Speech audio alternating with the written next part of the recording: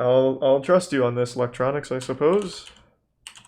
Fora do alcance das câmeras, ele vai assaltar uma farmácia bem em frente ao lugar onde o carro está estacionado. This is Enquanto o looking assaltante está fora, uma surpresa. very wacky. Outro homem aparece e rouba o carro do ladrão. I have no idea. I don't know what the title says and I don't know what they're Quando o saying. assaltante volta, seu carro não está mais lá. Roubado. Enquanto procurava seu carro, outro homem chega e assalta o assaltante, que fica sem nada. Oh shit. Inconformado. Dá pra você ver aí. Okay, so what the fuck? São as coisas. Someone said that what happened is this guy, I didn't even know this guy was a robber, but apparently his car got stolen and then his bag got stolen. It's hard to know for sure since I don't speak the language, but I'll trust it. It's satire. It was very well done satire. I had no idea because I couldn't understand it. North Korea's Godzilla knockoff. Oh, I was gonna watch that the other day. It's really long. Apparently North Korea kidnapped a director to make a Godzilla knockoff that turned out extremely good. Oh, this is from actual Crunchyroll.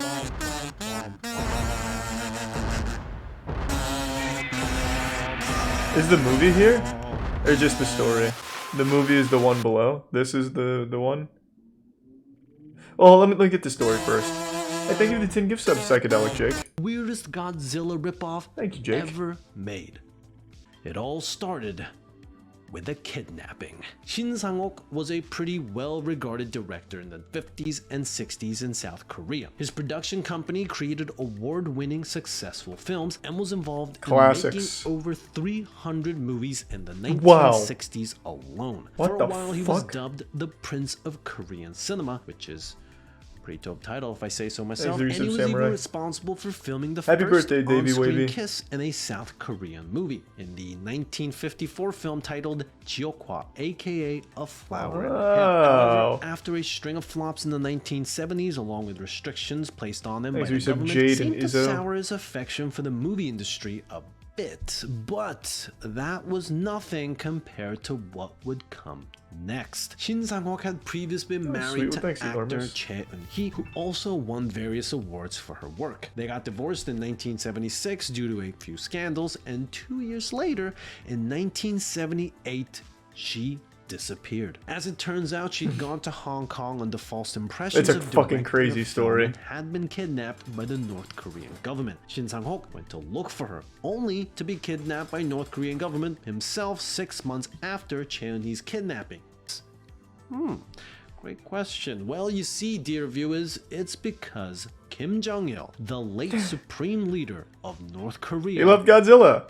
loved movies. Going back to 1966, Kim Jong-il, desperate to continue to impress his father, Kim Il-sung, the late supreme leader of North Korea, joined the propaganda and agitation department, and in 4 years became director of the motion pictures and arts division. That meant that he was one problem. He wasn't good at it. Most of the North Korean films being made were kind of awful. This specifically so that they could kidnap Shin Sang-ok. Yes. Why not just she ask was him, hey, basically want to make a used movie? like a bait. And though Shin Sang-ok at first refused to make films, and even 5 years of being kidnapped and held against their will, Shin Sang-ok was reunited with his ex-wife, Hee. And to Shin Sang-ok, I mean, this Kim dude went to Jong-il jail for 5 eventually years granted for her. him his own studio. I would think they'd get married never again. gave notes and never visited the sets. Also, when pop group ABBA. Damn! Now I'm just imagining North Korean ABBA cover group doing Mamma Mia. The seventh film, though, That was sounds like a gonna great be movie. A little different. During this time over in Japan, Toho Studios had released The Return of Godzilla, bringing forth a new Godzilla for the new Heisei era, released in December 15th, 1980. Maybe North Korea should just like Reuniting focus the on franchise, movies. turning Godzilla into a bomb. Unlike some monster movies, Godzilla has always found international appeal, and Kim These are the felt bits, it was anonymous necessary to bits. create a movie that not only wowed North Koreans, but Americans as well. And though North Korea and Japan had been at odds for decades at this point, Kim Jong-il remember was Godzilla eager to 2000? bring in some of the talent I loved that behind movie when I was a recent kid. Godzilla film in order to make his own monster flick happen. So with that, tricked into thinking that they were shooting a film in China, stuntman Kenpachiro Satsuma, special effects wizard Teruyoshi Nakano, and the rest of the crew were dropped into North Korea. Oh my god. Some other sources say that Shin Sang-ok had let them know that they were filming in North Korea and guaranteed their safety. But however they did it, they got him there. They were in North Korea. I'm gonna piss my fucking pants in a second. I gotta go pee. Sorry to blue ball you. Be right back. Here, foot fetishes, get some Godzilla feet action. Give me just 1 second. Oh, it's so cute. Pulgasari, which is the name of the beast that her father told her about as a young child. The monster actually adorable. grows after eating metal, and once it reaches regular dude size, it just starts fighting alongside the peasants against the evil king. I gotta say, seeing a giant monster who isn't in anyone else has to. This is cool. This movie looks fucking great. Stacked. However, the king kidnaps the blacksmith's daughter and, threatening her life, ends up catching this horned giant lizard off guard. They try to bury Pulgasari. No, Pulgasari. It's metal, not dirt. I can't say his name right. Just call it a win. The king won. Pulgasari, it's like a million. But ninja films. No. With the idea after watching Home Alone repeatedly, and he made 3 ninjas. Simon Sheen, Shin Sang-ok ended up writing 3 Ninjas Kickback, directed 3 Ninjas Knuckle Up, and produced 3 Ninjas High Noon at Mega Mountain. No fucking way. His own ripoff of Pulgasari called The Adventures of Galgameth, which I guess is a ripoff of Godzilla. And finally, after about 20 I years, love in those movies. 1999, he'd returned to his home country of South Korea, where he lived until the end of his life. So, how did Kim Jong-il take all of this? And what happened to Pulgasari? Well, Kim wasn't super enthusiastic about the pair escaping, to say the least. He had their names taken off the films and banned them from ever being released again. And since Pulgasari had only just recently been released in North Korea, that meant that not many people ever got to see it. It never saw an outside release until 1998, when it finally made its Tokyo premiere. However, it didn't do very well in Seoul, South Korea's largest city, a population of about 9 million people. Only about 1,000 people saw it. But that's pretty good. Movie plotline with some history. I don't even know why he escaped. Why not just make more North Korean movies? He could have made Pulgasari 2. Pulgasari in space. There could have been no end to the franchise. Wow. Here it is on YouTube, yeah. Don't really want to watch the whole thing, though.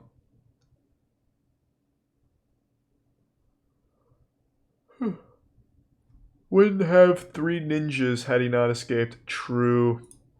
Good point.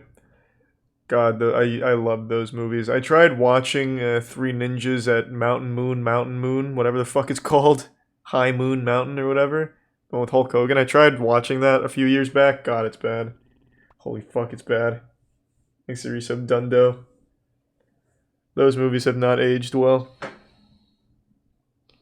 WeWork, $47 billion disaster.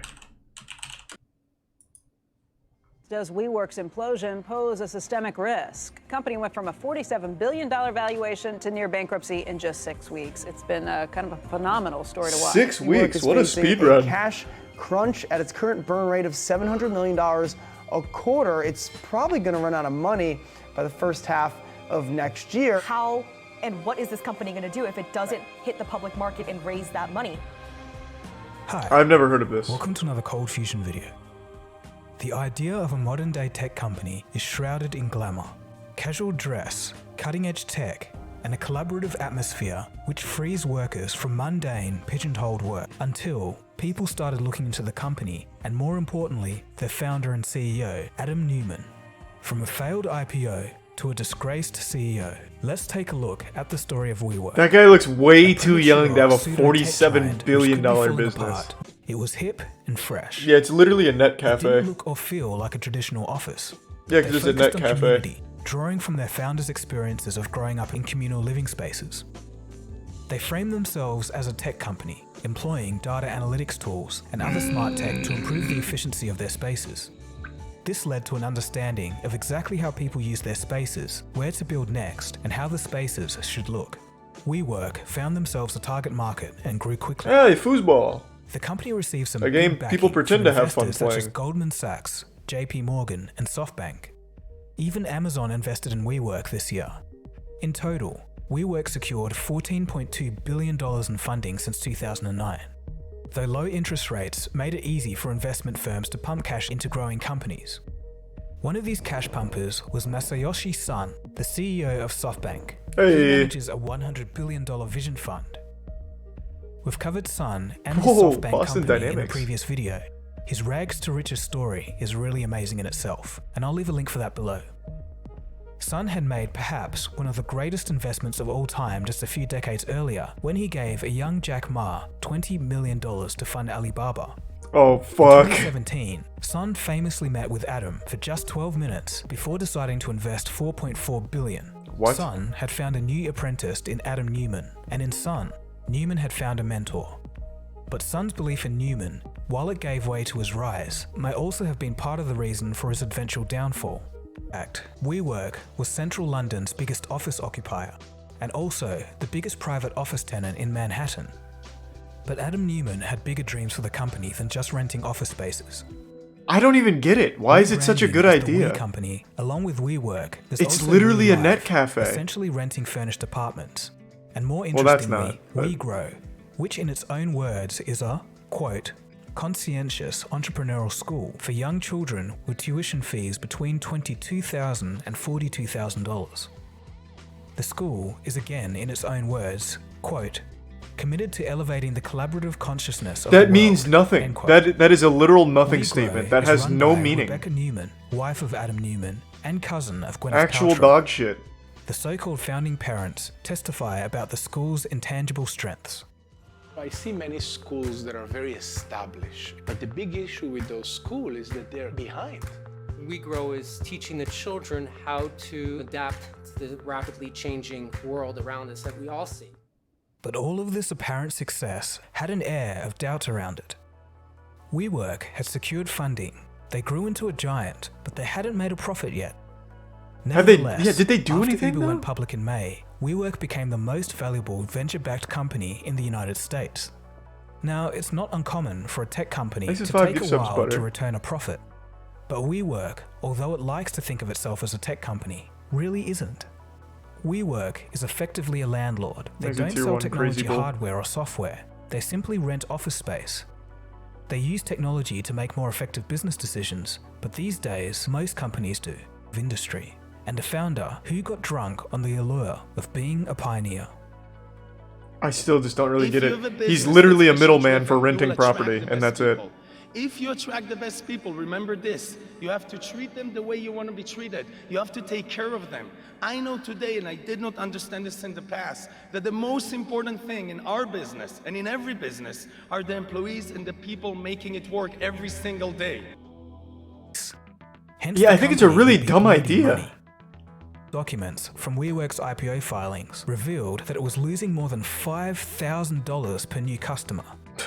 This was a terrible look for a company. Nice. As more Fuck details yeah. came out, the company's value had dropped by nearly 80% just this year alone. Many Is blame there the some big financial dope- situation, big but dopia? also there's many doubts about the company's founder and CEO, Adam Neumann. To give you an idea of Adam's character, he trademarked he's the pretty word cool. "we," He's then sitting had a the pog company pay face. him $5.9 million in licensing fees. The Sydney Morning Herald has also called him the newest, most hated man in America. I You're in a highly doubt business that. where you're going out Thanks for and you're research, Aaron. securing long-term leases where you have a long-term expenditure, and you have very short-term Thanks for Prime, revenue John. obligations, $650 a month. And the criticism goes something like, wait till Adam sees a downturn. How do you respond to that? What value do you drive by actually going and telling the world what works and what doesn't work about another company that you have no access to their numbers? You probably don't understand their business model. But if you're just going to express an opinion about something you might not know a lot about, especially if that person is buying something from you, don't do it. Well, Adam, Adam Neumann you're a moved to the douchebag. United I don't know what to States tell in you. 2001. Good luck, I And guess. after a time in the Israeli Navy, he studied business in New York. His business venture before founding WeWork was a failed baby clothes company called Crawlers that made pants with knee pads for crawling babies. Adam Neumann is an interesting character. He has the typical He's a confidence genius. to dare to do anything, the Actual attitude genius. of any Silicon Valley founder, despite being from New York. But Neumann wasn't your typical startup founder in many other ways. As interest in the IPO grew, so did the list of reports of not just about WeWork, but about Neumann himself, from his use of drugs and alcohol to his tirades in the workplace.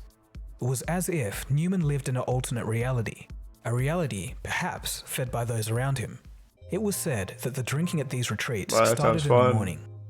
In 2016, several weeks after Neumann fired 7% of his staff, he held a company-wide meeting, but not just any meeting. After telling the staff that the cuts were necessary, he brought out trays of tequila shots and then brought in a famous rapper from the group Run DMC to perform. What? Neumann and some of his staff danced, while others stood around bemused. There are currently 3 lawsuits against the company, 1 for age discrimination and 2 for sexual harassment. Frat boy culture, come on. Aside from the parties and non-traditional little butt chug at the office never hurt nobody. Square. Skeptical. He collected rent on properties that he owned himself from WeWork, somewhat of a conflict of interest. The IPO was put on indefinite pause, and Neumann was forced out of the company and had to resign as CEO. Wow, get fucked. That $60 million jet that Neumann bought also has to go. Shocking to many, Neumann will still walk away from the company he founded with $1.7 billion, while many thousands at the company may lose their jobs. Also, in the end, SoftBank reportedly would have invested $15.4 billion in the WeWork disaster, more than the gross domestic product of Jamaica. No, I still want to invest more and I want to increase. Why? Some of my investors said, Masa, you get too excited and too much concentration into one company. Don't go too far, too much. Well, that guy sounds like a goddamn idiot. He got very, very lucky with Alibaba, but he sounds fucking dumb. It hasn't turned a profit, and investors just forced out the company's charismatic yet reckless founder and CEO. Oh, well, that is a little different. For WeWork to restart their efforts towards an IPO may prove to be just as difficult as fixing the damage Neumann has caused. It's a very real possibility that WeWork could be heading to bankruptcy court. That would be a catastrophe of epic proportions. In pure dollar terms, the fall of WeWork's valuation is right up there with all-time value destruction champions like Enron, WorldCom, and Lehman Brothers. Not only this, but it could shake the very foundations of the concept of investing in a unicorn company. Thanks to the Prime Nova and Reset investment Massive. banks should have known better. We've seen people fall victims to these charismatic types before. This house of cards was coming down. This is a failure in misunderstanding what the marketplace is. Find me another example of creating a company that loses 50 cents out of every dollar of revenue, and explain to me how that works. He needs to think about what's best for the company at this point, and I don't think it includes him. It hasn't been a good time. Uber, Lyft, Slack, Dropbox, and Beyond Meat are all trading below their IPO prices. Fitbit traded $50 a share after its IPO in 2015, but when it was recently bought by Google, it was only just $7 a share. But what makes the WeWork disaster so interesting is that it never made it to the public markets. It seems that people are no longer willing it did just to buy the fine hype without of IPOs. Of course, the number one casualty of the WeWork disaster has been Masayoshi Son, the chairman of SoftBank. He's lost billions. But not only that, his reputation as an expert investor may be damaged. Yeah, I think he's dumb. So it definitely is finally, damaged. I think he's a in all of fucking this, idiot. There's one major problem in the repo market. The repo market is basically the mechanism that keeps the whole financial system running on a daily basis. On Tuesday, September 17th, 2019, there was a catastrophic failure of some kind, and till this day, no one in the public can really be sure what it was. But as a result, up to $100 billion a day has been pumped into the system to keep it going. If you look at the balance statements of the New York Fed, mortgage-backed securities made up a significant portion of these funds. It would seem like there's a problem in the real estate sector once again. If this is indeed the case, another real estate downturn would obliterate WeWork in the blink of an eye. That model has gone bankrupt multiple times before. What happens is you Thanks for the arbitrage the gift risk subs, of Massive short-term Bombs. leases with Appreciate long-term that. debt. So you go buy a building, put debt on it. When rates... Okay, is this... I'm assuming this company's dead. We can check Court Cam in a sec. I'm assuming COVID put this into the ground.